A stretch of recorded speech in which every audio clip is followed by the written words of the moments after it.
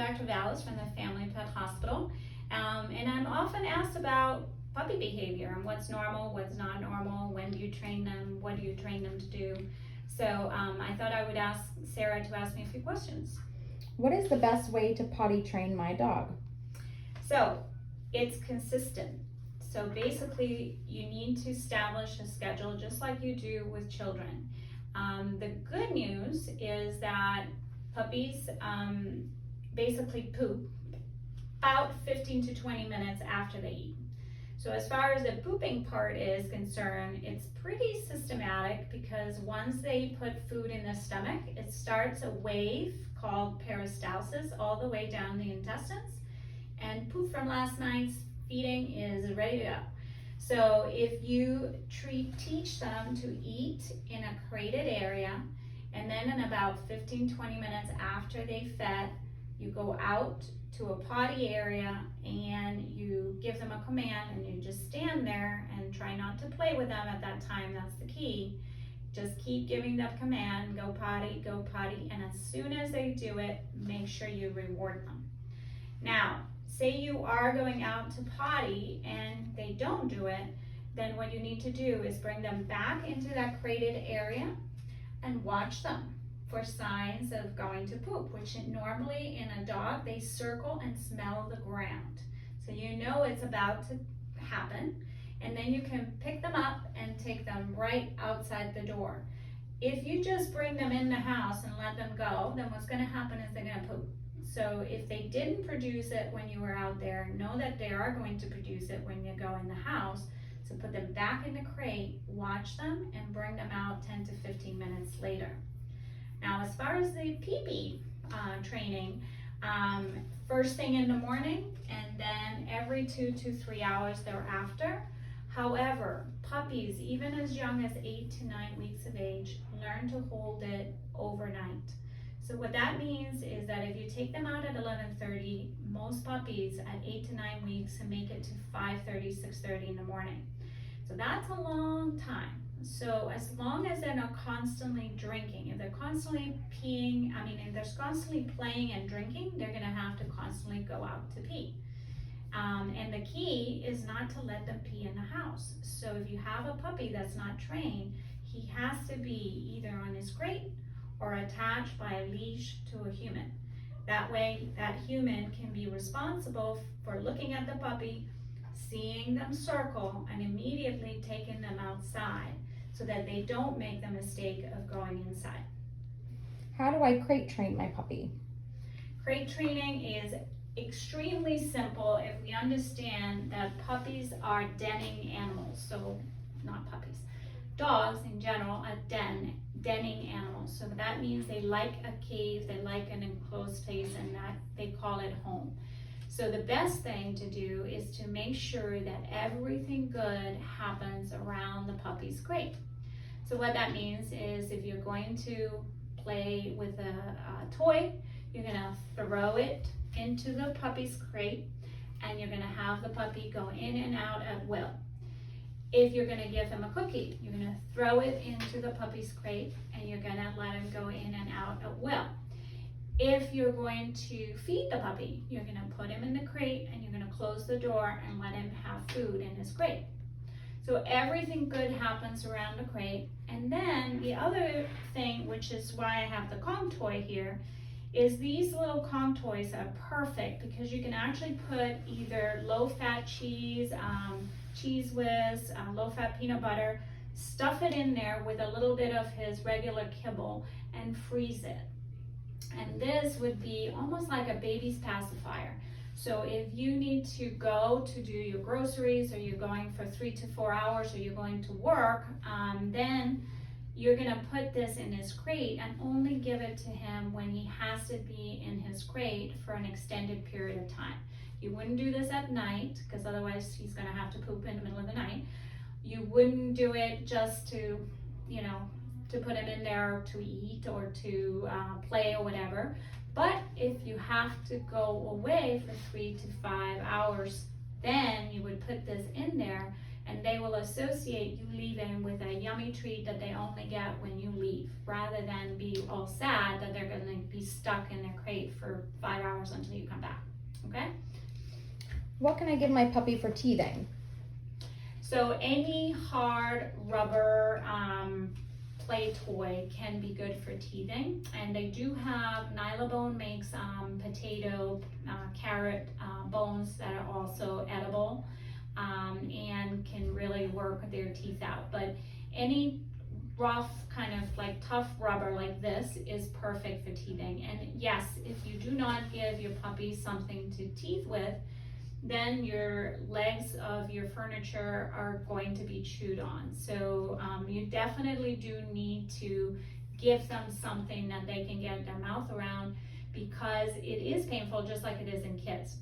They also have, we don't have it here, but actually I'd love to have it. It's kind of like a fake shearling toys or canvas toys that you can actually wet and freeze. And again, those are also good because basically the gnawing on those cold toys can also help with the pain that's associated with teething. You do not want to give bones, you do not want to give antlers, you do not want to give hoofs, you do not want to let your dog chew on rocks, because those puppy teeth are fragile, and behind them is the adult teeth. So if they break them, they're going to potentially damage the adults.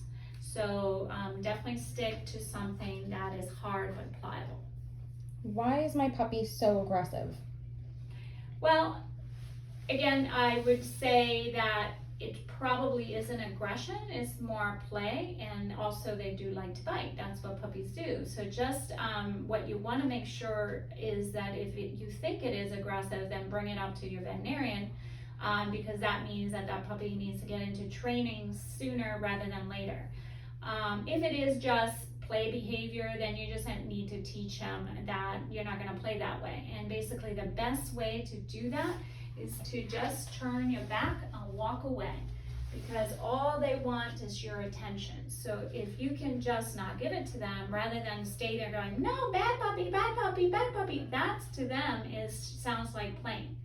So rather than do that, just say sharp no, turn around, walk away, leave them in the middle of their aggression, and don't do anything else about it. But again, distinguish between aggression and play, and make sure that you exchange. So if they're biting you, make sure you give them something that's good to bite on, rather than your clothes, your shoes, your flesh, okay? What is positive reinforcement training? So positive reinforcement just means that you're going to reward your puppy every single time you catch him doing something right. And actually that is the best way to train a puppy. And the reason for it is because they're super smart. Dogs have really, really, really quick learning curves. So once they get it, once they say, oh, you know, if I do this, I get a treat, they're going to do it. They're going to do it just to get that treat, or they're going to do it just to get that reward. At the beginning with puppies, you're going to use a lot of treats. So sometimes what I recommend is taking their kibble, grinding down, and I don't have my my liver treats, but we have liver treats.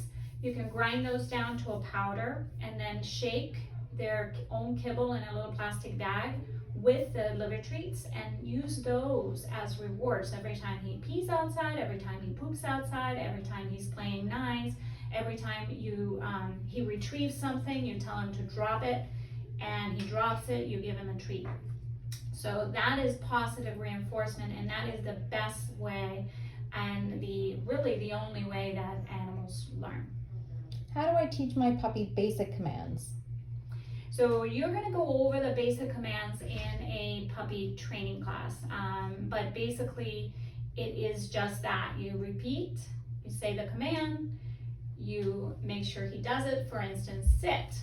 So a sit command is useful, and you can just take your treat and you say the word sit, and you push the butt up as you bring the treat up over his nose. The butt will come down as soon as the butt hits the ground. You say sit and give him the treat. So that is one way of showing you how to do the basic command sit. The command that I really hesitate to have people do without a training, at least without some training, is the come command. And the reason for that is because that is a command that will save your dog's life. And if not done properly, and if your dog isn't trained, it could lead to your dog's death. So that command, when it's taught in puppies, should be taught in such a way that when you say the word come, like it or not, the puppy ends up at your feet and gets a treat. So that command, I really prefer that people stick to a trainer and keep doing it until the puppy gets it. And you do it with a long, long rope in your backyard. You never do it somewhere where he could be put in danger, but you make sure that the puppy ends at your feet. And like all training, if you're doing come, that's not going to be very effective. So you have to be straight, the command, the name of the dog, that's it, reward when he does it. Okay? When does my puppy need to start obedience training? As soon as possible. So in most cases, puppy classes start anywhere between 16 weeks and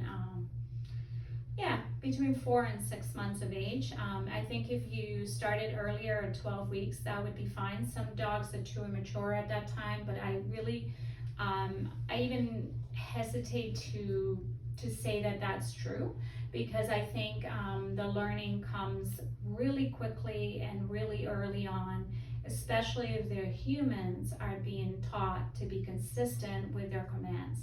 If you have 5 people in the house and each of them have a different command and a different way of doing it, your puppy is going to get confused and he's probably not going to learn anything other than how to ignore humans because they're stupid. So, so we want to make sure that we teach them the right thing and that we're all on the same page so they get it. And they can be done, that can be done really early, as early as 12 weeks.